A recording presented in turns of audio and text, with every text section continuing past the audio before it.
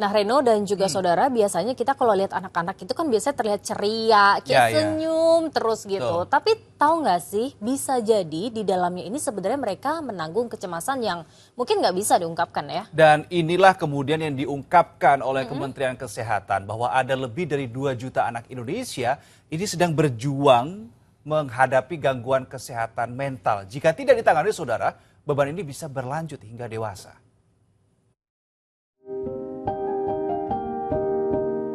Di balik senyum ceria anak-anak, di balik seragam dan tas ransel yang penuh harapan, tersembunyi sebuah kenyataan yang menyentak. Lebih dari 2 juta anak Indonesia tengah berjuang dalam kesunyian menghadapi gangguan kesehatan mental yang tak terlihat oleh banyak mata. Data ini bersumber dari Kementerian Kesehatan Republik Indonesia, menunjukkan bahwa dari pemeriksaan kesehatan jiwa gratis yang menjangkau sekitar 20 juta orang.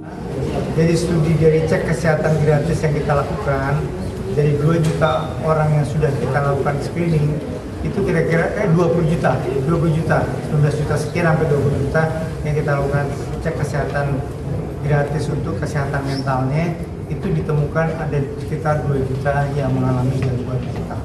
Ini merupakan suatu hal yang harus kita atasi bersama, karena gangguan mental itu dapat mempengaruhi kinerja. Dan ini kita lakukan pada anak-anak sekolah ya Pak. Ya, menurut psikolog klinis anak sebenarnya angka 2 juta itu bak fenomena gunung es. Artinya masih banyak anak dengan masalah kesehatan mental yang belum terdeteksi. Ya, walaupun terlihat tadi jumlahnya sudah cukup banyak, tapi pasti ini kalau kita ibaratkan tuh masih seperti bongkahan es gitu atau fenomena gunung es gitu ya Mbak. Jadi memang baru pucuknya saja, tapi sebenarnya pasti masih banyak sekali masalah-masalah terkait kesehatan mental yang mungkin lebih sistemik misalnya, atau bahkan jumlahnya juga ternyata lebih dari segitu gitu ya kalau misalnya mau ditelusuri secara merata gitu di Indonesia. Yap, kesehatan mental pada anak bisa diobati dengan deteksi dini.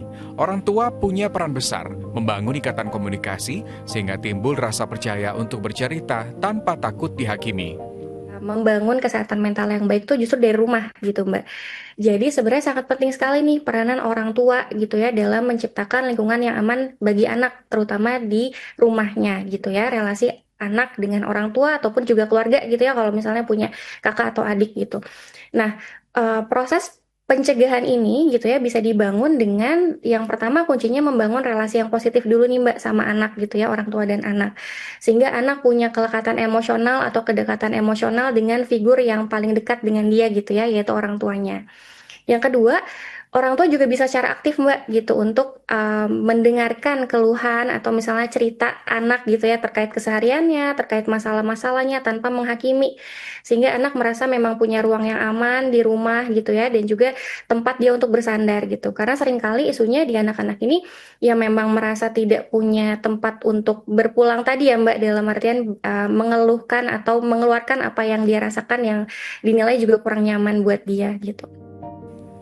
Ini menjadi sebuah alarm. Jika Anda atau seseorang yang Anda kenal membutuhkan bantuan, segera hubungi dan kunjungi layanan kesehatan mental terdekat. Jangan biarkan sunyi menjadi pilihan ketika berbicara bisa menjadi penyelamat. Tim Liputan Amnesia TV melaporkan.